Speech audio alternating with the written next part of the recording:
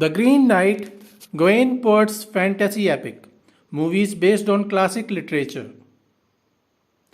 Hello and welcome to the discourse. The Old English literature is making sweet sounds again with David Lowry's directorial The Green Knight, an American movie. The plot is based on the epic poems Sir Gawain and the Green Knight. Dev Patel of Slumdog Millionaire fame has played the role of Sir Gawain, while Sarita Chaudhary, the queen of Kama Sutra, a love story, or Meena of Mississippi Masala has played the part of Morgan Le Fay, stepsister of King Arthur and mother to Sir Gawain. Ralph Ineson has played the part of the Green Knight. Movies based on classic literature. Often filmmakers use classic literature to present the age-old stories suitably changed to present them with a modern look. Many Shakespearean dramas have been turned into movies and most of them proved to be enormously successful. Heath Ledger's 10 Things I Hate About You was based on The Taming of the Shrew. It was released in 1999. While some minute changes and differences in the original and modern stories appear to be necessary, sometimes filmmakers introduce some bizarre changes in the original plot. One such bizarre change was made in the story of Romeo and Juliet, another romantic comedy by Shakespeare, in 2013 when Nicholas Hoult and Teresa Palmer's Warm Bodies was released. Warm Bodies tells the same classic story of Romeo and Juliet, albeit the modern Romeo is a half-dead zombie and the modern Juliet is a living human who has vowed to kill as many zombies as she can. Unlike other zombie movies, Warm Bodies have a nice happy ending. She is the Man was released in 2006 and it was a nice depiction of the Twelfth Night by Shakespeare.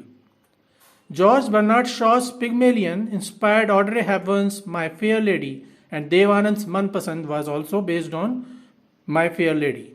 Jane Austen's Pride and Prejudice has been filmed many times and the recent rendition was Bridget Jones' Diary, which was released in 2001. Jane Austen's Emma inspired the film Clueless, which was released in 1995. As a surprise, Charles Dickens's A Tale of Two Cities has a big influence on the movie Batman The Dark Knight Rises, which was released in 2012. While Shakespearean romance has remained the favorite of filmmakers around the globe, stories of the Old English and Middle English periods have also gained enough attention. In 2001, A Knight's Tale was released, which was, as the title suggests, based on the first story of Sir Geoffrey Chaucer's magnum opus, The Canterbury Tales. Heath Ledger was again the star of The Knight's Tale. Interestingly, the movie also had the character of Geoffrey Chaucer, which was played by Paul Bettany. So Geoffrey Chaucer of 2001 observes the happenings in the movie and then decides to pen the story down for his collection, The Canterbury Tales. The Old English Stories. Sir J.R.R. Tolkien's research and translation of Old English literature brought a new life to the age-old marvelous mythical stories of Beowulf and Sir Gawain. He translated Beowulf, Pearl, Purity, Patience, and Sir Gawain and the Green Knight.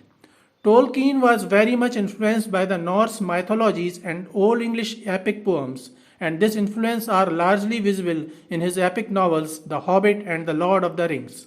Filmmakers couldn't keep away from these fantasy stories set in the age-old English period for long, and in 2001, Peter Jackson began his tri-series The Lord of the Rings with the first installment titled The Fellowship of the Ring. Peter Jackson's Lord of the Rings and The Hobbit both show the influences of Beowulf and Sir Gawain. The depiction of the dragon in The Hobbit is specifically influenced by the dragon encountered by Beowulf. Sir Gawain's chivalric romance has also been revised as feature films and television series several times. In 1984, Sword of the Valiant was released, in which Miles O'Keeffe played the role of Sir Gawain, while Sean Connery played the part of the Green Knight. The recent addition to the list of adaptations is Dev Patel's The Green Knight. Gawain Poet's Story. Sir Gawain and the Green Knight was written by an anonymous writer during the 14th century. We do not know much about the writer except that he was a contemporary of Chaucer, but unlike him, the Gawain poet, or better known as the Pearl poet, chose to write in West Saxon dialect.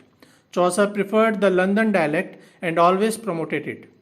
The poem is a long epic with 2500 lines written in alliterative style using internal rhyme.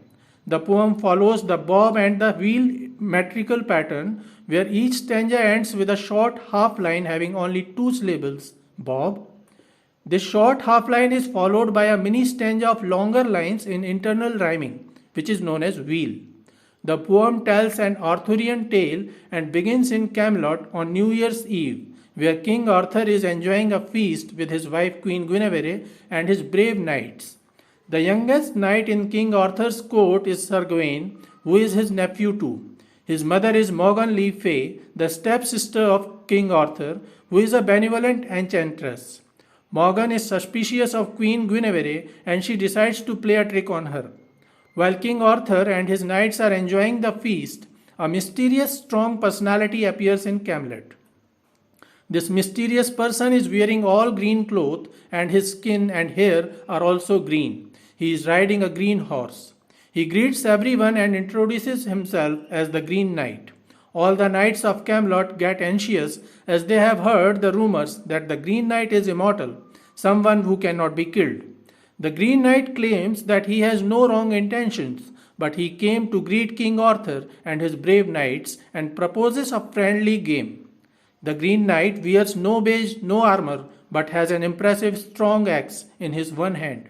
He challenges the knights of Camelot to strike his head once with his axe on a condition that the Green Knight will return the strike after the completion of 1 year and 1 day. Nobody is ready to take the challenge as they know that the Green Knight cannot be killed. King Arthur rises and decides to take the challenge himself, but Sir Gawain, the youngest of them all, interrupts him and demands that this honor should be given to him. Sir Gawain takes the marvelous axe of Green Knight and strikes his neck with it. Green Knight's head falls on the floor, but he doesn't die. His remaining body picks up the head and he departs from the court while reminding Sir Gawain. All this frightens Queen Guinevere.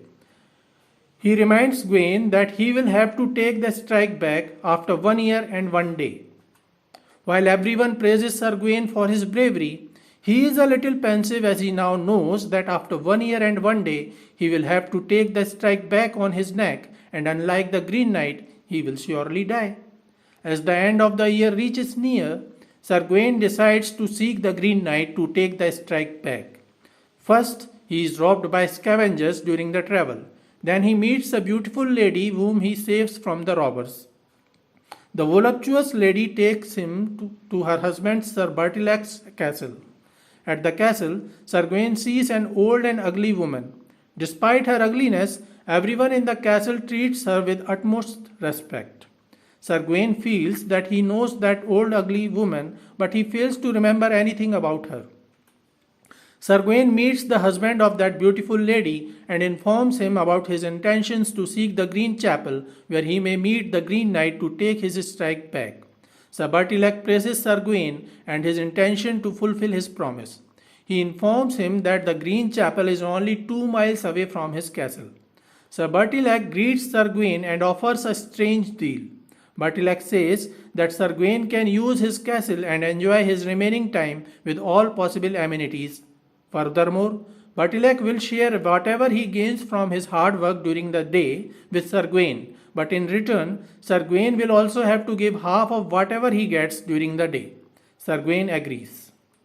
The next day, when Bertilac goes out to hunt, his wife approaches Sir Gawain and tries to seduce him.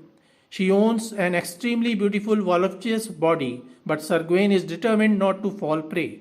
Yet, Gawain couldn't afford to make her angry, so he offers her a mere kiss. Her husband returns at night and offers a dead deer to Sir Gawain that he hunted. In return, Sir Gawain kisses him too, because that was all he earned during the day. The next day, Bertilac's wife again tries to seduce Sir Gawain and she fails again. She offers him a magical ring with a golden red stone. She says that Gawain should take that ring as it will keep him safe against any imminent danger. However, Sir Gawain refuses to take the ring but agrees to offer her 2 kisses. Her husband returns at night and he offers a wild boar to Sir Gawain. Sir Gawain offers him 2 kisses that he earned during the day. Meanwhile, the end of the year is very near, and Sir Gawain is too worried about the Green Knight's strike and his imminent death. The next day, Bertilac's wife again approaches Gawain and furiously tries to seduce him, but fails again. At last, she says that she admires the character of Sir Gawain and doesn't want any harm to him. She offers him a girdle and says that it will protect him against the Green Knight's strike. Sir Gawain is too much afraid of death and he falls this time. He takes the girdle. The lady says that he should hide that girdle from her husband, otherwise he will have to give it to him. At night, when Bertilac returns, he offers Gawain a dead fox that he killed during the day. Gawain hides the girdle but offers him 3 kisses, suggesting that he earned all that he earned during the day. The next day is the last for Gawain. He decides to go to the Green Chapel to encounter the Green Knight. When he reaches there, he bows his head to take the strike from the Green Knight.